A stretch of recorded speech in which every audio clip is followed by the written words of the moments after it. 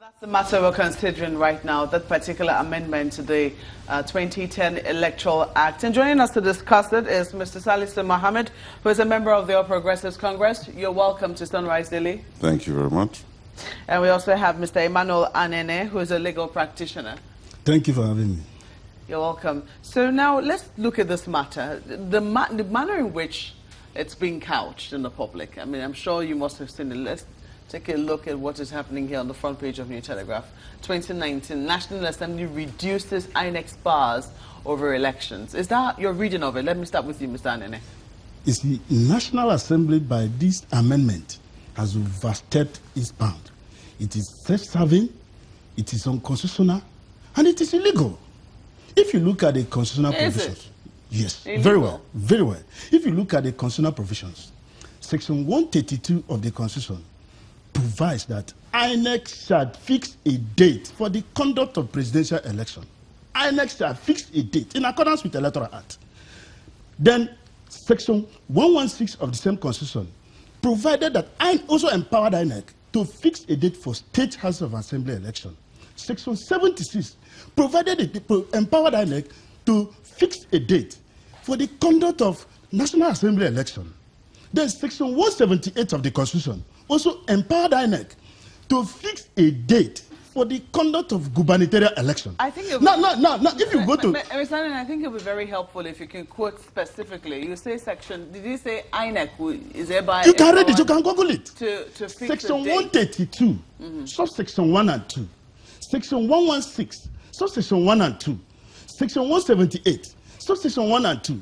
Section 76. So it's very clear. Then if you go to the third schedule, part 1, paragraph 15, INEC is empowered to organize, undertake, and supervise elections into the offices of the president, vice president, governor, deputy governor, National Assembly, and State Houses of Assembly election.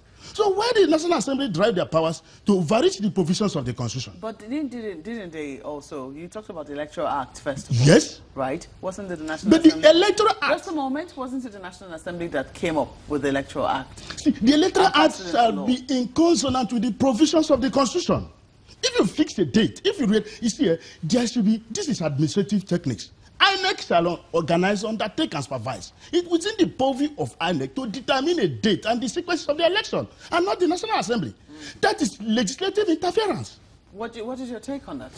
Well, for me personally, I think it's just, I don't see any value addition in what they have done, because whether you start with the presidential, state, or local government, for me, it's not... It's not the important issues which we should be talking about today. What are the important issues for me? I think the cost of elections in this country, that is major, is what they should focus on. Number two... They focused on that. They've expanded. I mean, they've given more room for more spending, as it were. No, I am even of the opinion that do we need to spend this much on elections in this country? We should be able to come up with a model that is not that expensive. Now, with what they have done now, we now have 3 days of 3 weekends now, from what I remember, National Assembly elections, governorship, presidential, 3 days. So imagine if somebody now has to travel from here to probably Lagos. Are you going to do that 3 consecutive weekends? Then the third thing for me is, what is the difference? I mean, in this, if you notice voting patterns, people don't really from what I could understand from what one of the senators was saying, I think Shehu saying that some people vote on the bandwagon of somebody. Well, that is normal. There's always a platform that you follow. So whoever will vote for the APC in the senatorial election who definitely has already made up his mind he will vote for the APC. If I'm voting for the Buhari, for Buhari or Sibanjo, naturally I would dovetail, I would want to work for my party generally to vote for it. So for me, it doesn't... I don't really... Some people might disagree because we've not always noticed that pattern. There have been instances where, you know, the elections, the National Assembly, beg your pardon, the presidential election results are very different from what you see, say, in a governorship election. There are instances where one party will win in the governorship election, the other party will win in the presidential elections in one state. I agree with you. I agree with it. But you see, the issue is, if you're saying because of that now you start with the National Assembly elections because of that, it still does not change I think the parties itself need to do the work in terms of getting the right candidates for people to put up for elections. It's not the timing or the sequence of the elections that matter. You can never change the way people work. And another thing is, if you look at... I will let you conclude on that. I'm sorry, I will also take Mr. Anene's reaction, whether or not he believes that there's any effect to this amendment when we come back from this break. Please stay with us.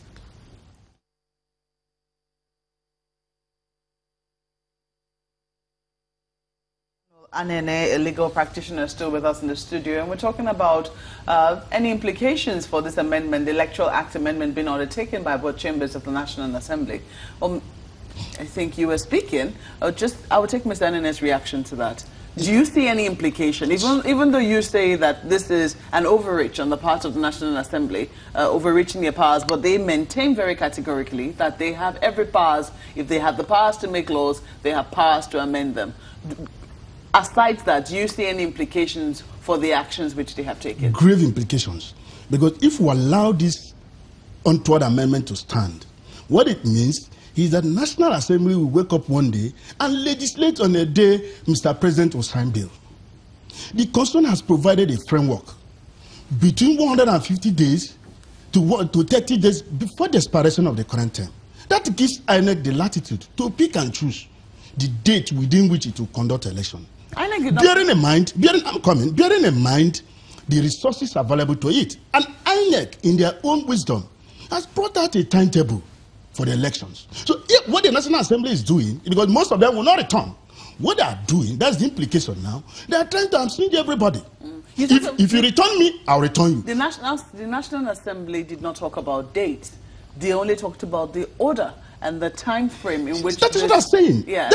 That thing will overreach the constitutional mandate of INEC. You cannot use Electoral Act amendment to overreach the provisions of the Constitution. That's very clear. What we know now... date. Mr. Anene, please. What we know now is that within the National Assembly now, after yesterday's hearing, plenary, it was made very, very clear that no matter what happens, it's going to scale through. According to Representative Pajok, he said that even if the president decides to try and use his pen to veto this bill that's coming out, this harmonized legislation, that they will see it through to the end no matter what. So is there anything that anybody can do at this point to change what has already happened? Mr. Mohammed? I think because of the time frame, because there's a particular time frame that this has to go through, INEC, of course, I believe will pull its weight. They are the main drivers of this, and I would agree with my colleague here too, that saying that the INEC is the main body empowered to really organize, set this thing up for us. So for me, what the National Assembly is bringing, and even look at how do the gestation period between now and the election, that also is another factor that we need to put in place to understand, can this scale through? So for me, I really do not see it really having any impact, because I think it's coming a little bit too late. But I think INEC is the best person who would be able to dictate the pace here. INEC has already been very clear that once this comes out, that they're going to abide by it, that they're not going to enter into any litigation that would counter whatever comes out of this legislation. Well, if INEC is saying so, then it's fine then. But for me, my problem with it, like I said, is whether you change, whichever pattern you change, one person thinking this. If you look at voting today, still people vote. You use something, a brand or something that you feel will elevate you to get you brownie points. You use it. Today in the North, for instance, some people have to put somebody's picture. I mean, when they're doing posters, they put someone's picture by it because they believe it would help them get what they want. You understand? So it's not, for me, it's still not going to change whether, whatever. The circle for me is irrelevant. I think there's so many other issues, more important things that I think the National Assembly should have tinkered with when it comes to elections. For instance, why do we have to stand in a long line? The majority of people today who do not even, when they think of that idea of having to go and stand in line, they say, oh, I'm not going. And that's why you have low voter turnout. Because of the process of it, it should be made easier by way of electronic voting. The same way I can use my phone to transfer money, I believe I should be able to key in my INEC registration card by now and be able to do it and vote, and it's simple.